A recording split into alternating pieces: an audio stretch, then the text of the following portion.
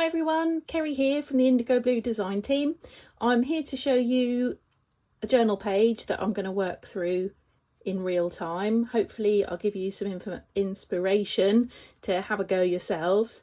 I tend to sometimes look through old projects to get a bit of inspiration for new projects that I want to do. Here's one that I've made earlier. This is a journal page I did some time ago. Lots of layering in the background, indigo blue paints, creating a wash in the background, and then lots of paper scraps, stamping, squiggles and scribbles around the edge with a beautiful butterfly coloured in Luscious as the focal point on that one.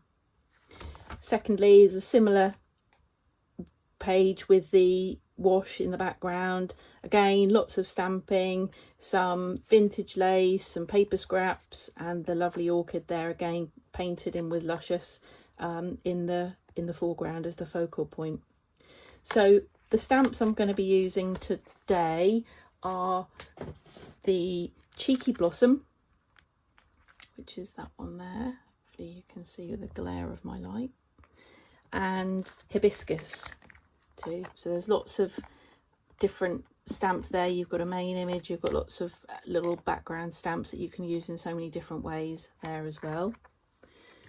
I've also got a box of scraps. I've always got bits and pieces laying around, so if I'm stamping, if I've got paint on the go, I've always got something to use up those last bits of ink, last bits of paint, anything that I've got in use at the time, and then that can come in for collage bits and pieces later on. I've got some little scraps of lace. I've also got some die cut pieces here which I may well use in the project. So these are leaves that have come with one of the box kits, butterfly, a bee that's also indigo blue there as well. So I'll just pop those in the basket.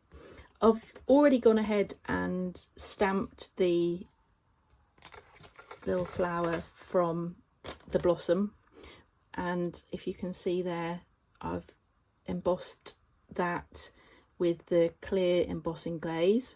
So that's ready to colour in, which we'll do in real time in a little while with Luscious.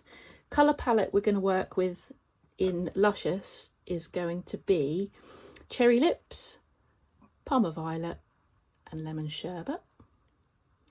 Come on to those in a little while. And the paint colours we're going to use are translucent paints, and we're going to go with Purple Rain, Mulberry Bush, Daffodil and Pop Art Pink. So hopefully what's in my head will translate onto the page. Recently you will have seen Kay on a live, I believe it was, telling you all about this beautiful circular journal. This is one that I created at the Secret Retreat in Retford in September when I went along. So you get all of the pieces there. There's lots of layering with different techniques there, with true grit, different stencils, some gilding flake in there, metallic paints, all on the cover to then hide away your beautiful round pages, which is something I hadn't seen before. So that's really lovely to work in a different shape journal rather than your regular square or rectangle. So I've pulled a page out of that and we're going to work in that first. So background first of all, I'm hoping that my heat gun isn't too far buried behind everything behind the camera, so we might have a bit of fun with that. First of all, I'm going to just spritz the paper front and back. So this is watercolour card, which has been cut circular for the journal. I'm just going to give it a spritz over on both sides. This just helps to prevent it from curling up too much. You'll notice I work on a glass mat here at home. It's just something I've always done. And the first thing I'm going to do is grab, hopefully, a big fat brush, not too fat, but there's no real particular method to this. I get a little bit of paint out on my mat and I just go for it. quite honestly, and it's quite something there. It's quite nice to just get your colours, get all your lids. Excuse my arm across the camera there. You can tell I haven't done this sort of thing too much before. And just let the, oh, probably not enough paint there. Just let your paint do what it wants to do. There we go. Right, I had a little bit of yellow mixed in there, so just keep adding water if you want, and then you can see how the paint reacts on the paper. Oh, I've got a couple of blobs there, that's fine. And if you don't particularly want those brush lines, if you just keep spritzing, you'll see how it just does its thing. And you can use, although these are acrylic paints, you can treat them just like watercolours. You can get some really lovely effects. Again, I'll just loosen that up on my mat, and I'm just going to go over here, and I've got a few little hairs and bits and pieces on here. So we're just going to watch that move, do its thing, come together. So what have we done? We've done Purple Rain, Daffodil, Pop Art Pink, and here comes a little bit of Mulberry Bush straight into the yellow over there. And you can see I'm getting a bit of a overspray here from spritzing that there. So I think we'll have a little bit more over here of that Mulberry Bush. So I find this, if I'm having a bit of a bored time, I'll often just pull out my journals, rag paper. The cotton rag journal paper is amazing for this because it soaks up the water beautifully and leaves the lovely pigment behind. And I'll just have a go getting a paint out and having a play, see where it takes me, I guess, and come back at a later time to stamp, collage, create masterboards, that kind of thing. This is the perfect relaxation tool, if you like, for those times when you're maybe not really sure what you want to do, what you want to create. Just go ahead and create some backgrounds. Right, so I think that's probably as much as I want to take that. So just a quick get rid of those, wipe that away. You could use some paper towel if you wanted to. You could pop a piece of, I'm not sure I'm going to do that actually. You could then go over and perhaps take a lift off of that with some more paper. I would suggest you did that with some wet card, so then it will act as a sponge and suck that up. I'm just going to see whether I can, oh yeah, I can get it. Excuse me for a second while I just give this a little bit of a blast over. You'll have seen Kay use her industrial heat tool, which gets paper dry in seconds. Oh, there we go, I thought I would end up doing that. But I'll make do with my pig that I've had probably for nearly 20 years, and it's still going nice and strong. So you can see that is all moving around, creating some nice shapes and patterns all over the place. Just keep that going, and you can leave this to dry naturally if you prefer. I like to heat set it, and then you get these lovely shapes. Reminds me of blowing the paint with straws when I was at school, and yeah, it's that same sort of effect. So hopefully you've got the idea of that. So let's pop that back. Hopefully I'm still in frame.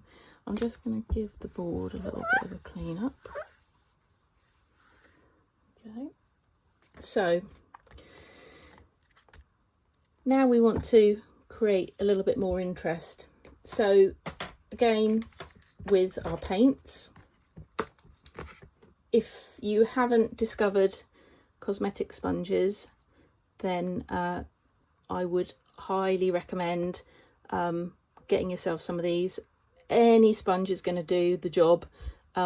Cosmetic sponges from that nice high street store where everything used to be £1. You can grab hold of bags of these, and they're really they last ages. You can wash them, rinse them out and let them dry, and they, you know, they spring back to life. So I tend to just look at a stamp that I want. Where do I want some details, some texture? I often don't even use an acrylic block. I've got some of the indigo blue ones here, but I don't think I'm going to bother with those at the moment. I'm going to go straight in. So I tend to have some paint in the lid, and I'll take a little bit out, I'll dab it on a paint mat or my glass, because as I say, that's just how I like to work. And I haven't applied all of the paint to all of the stamp, so literally I'm just going to grab my stamp and I'm going to just see how we go, and we're going to take it across here.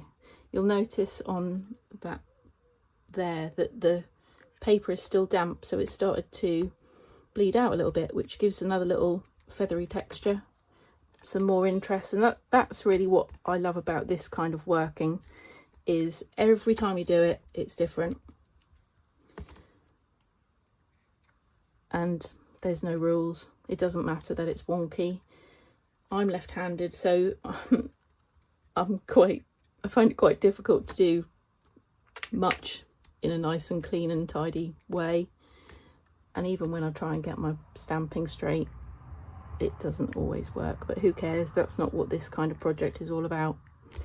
So that's as much as I think I'm going to do with that. You can, where's my water? Give your stamp. And this is the sort of thing I'm talking about with my leftovers. So this is some paper from Shoebox. It's got some black paint through a stencil. I've got some paint on here that's left. Nothing goes to waste. We'll just pop that down on there, and again there's some more interest on that page. There we go. So that's a really great piece of collage scrap that goes back in the basket, and then a little white on the stamp, clean, ready for next time. I don't think I'm going to use any more purple, but we might just leave that there for a second. I think I'm going to get some of this pink out onto my board. You see, I haven't used this for a little while, so it's nice to get that pink out. A little bit of a clean and put over there. I think I'm going to go with some of these circles, and actually this time I am going to use my block, pop that on there, and again I'm going to take my sponge and I'm going to, I like to, with my stamping in this sort of project, I tend to overlap where I've stamped previously. Once I've got the first mark down, I'm then going in to those same places to create those layers. And I'll tend to work in either 3 areas or 5 areas. It tends to always be odd numbers. Whether that's a thing, I'm not really sure, but I tend to work in that way. So here we go, it's just that little bit there, and then we've got 1 done 2. And again, we're going to spritz that if I can find my water, and we'll get that down on that scrap again. Let's see if there's any left. So again, you can see I've just left that there, and that'll dry nicely. That's that one. And I think the last one, perhaps I'll I'll squidge that onto there, and we'll have some mulberry bush. Just give that a shake so that I've got paint in the lid. Again, and my sponge again. I'm just looking for sort of what's the word, smooth coverage on the sponge, just so that when you're applying it, there's lots of different ways to do this. You can put your paint out with a paintbrush onto a paint mat and stamp into it and use it that way. I tend to go more with applying paint to my stamp with a sponge. It's just personal preference. So again, here we go. Just adding those layers again, building them up however you want, go with the flow.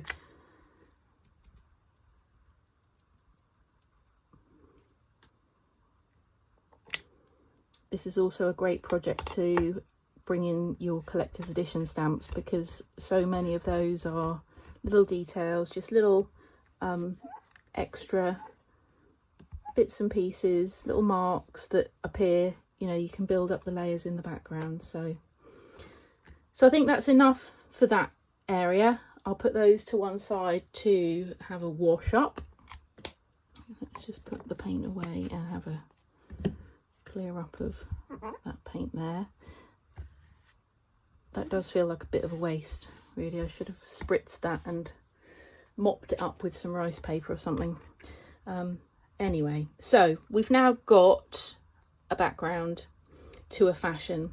I think also what I'd like to do is put some black in the background too. So there's a lovely little stamp here from the Cherry Blossom, which is this stamp here, and it's got some sort of smudged up circles, grungy sort of look. And VersaFine Clair is a ink that I now is my go-to ink.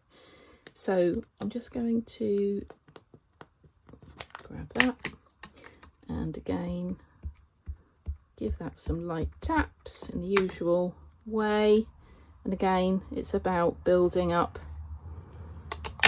those layers however you want to. This is one of those stamps that you can pattern make with. You can put them together if you wish. You can make lines all the way down the page if you wanted. So you can go in different directions. Maybe we'll go over here with this one. It reminds me of a washi tape sort of feeling. Maybe we'll do that one that way. And perhaps that one should go there.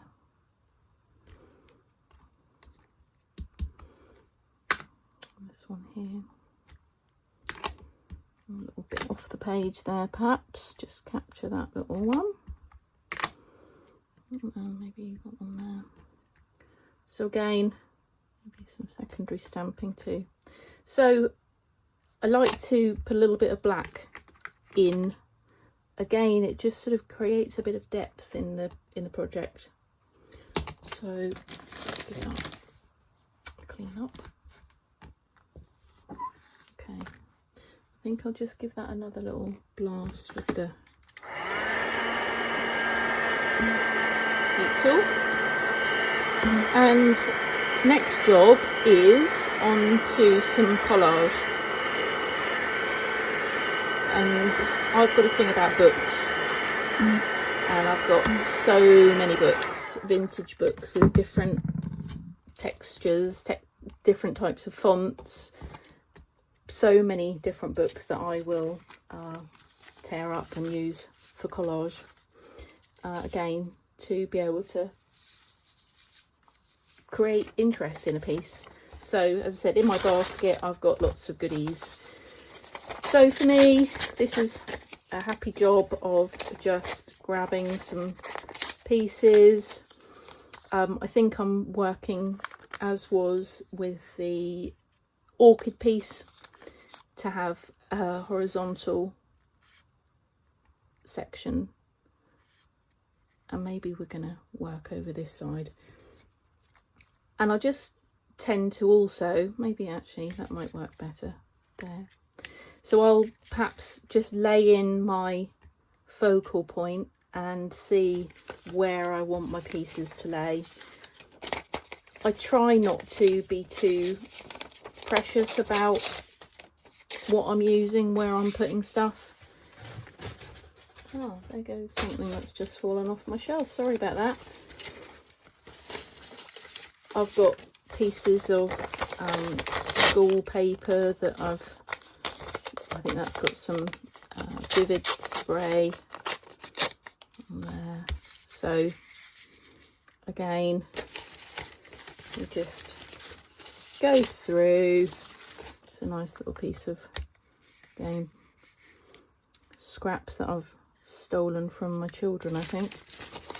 Music sheet always has to come into a project somewhere along the line. I've got some nice music score here. Again, just to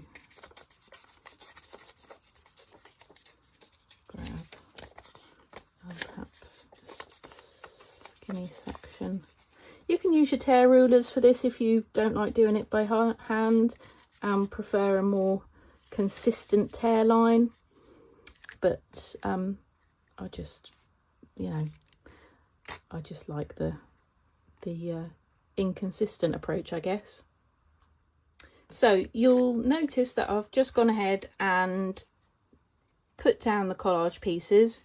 I've also just applied a piece of scrap lace there. Now grab and go glue, if you haven't found it, it's a must.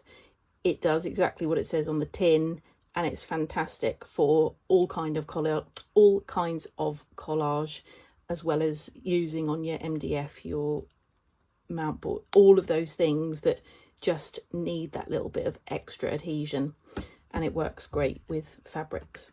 So again, I was just placing where I wanted that to go, and we're gonna arrange for that to go on that piece there.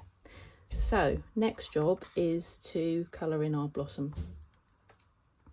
I've got my palette over here with, this is palette number 3, I think, of my Luscious collection. See, it's not, I don't really know what happened to that one there, but we're going to go with Cherry Lips, Lemon Sherbet, Parma Violet.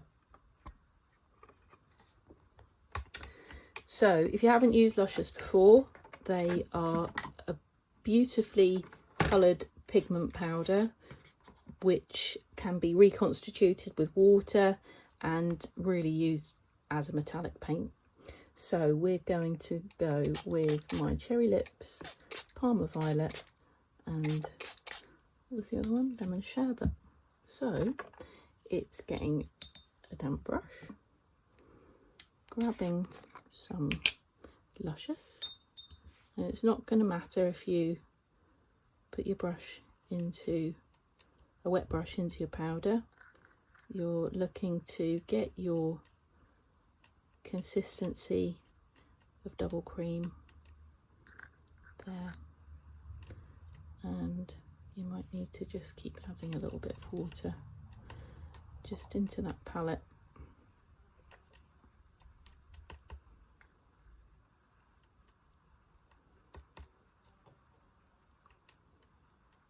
There we go.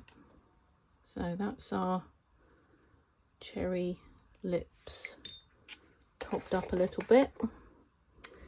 Quickly get to Parma Violet. And again, with the Parma Violet, you can see how beautifully iridescent that is. I've got somewhere a little pipette, which I like to pick up a little bit of water, drop that in there. Works very nicely. Again,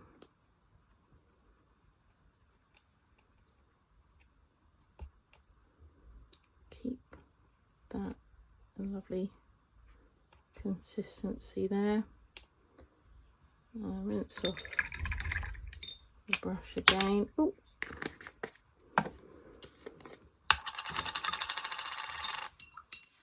Again, we'll see. Oh, lemon sherbet. Okay, that needs a little bit more water.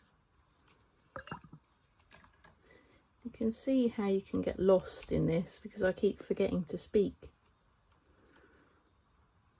And it's just these sort of things that just are mesmerising, just to play with paint and see how it comes together. So this isn't a traditional colour for the colour palette for this blossom, but again, no rules. Do what takes your fancy. Don't spill the luscious everywhere. Right, let's see. So first of all, I'm going to take my lemon sherbet and I'm going to, hopefully you can see what I'm doing, just going to drop that into the centres of these flowers.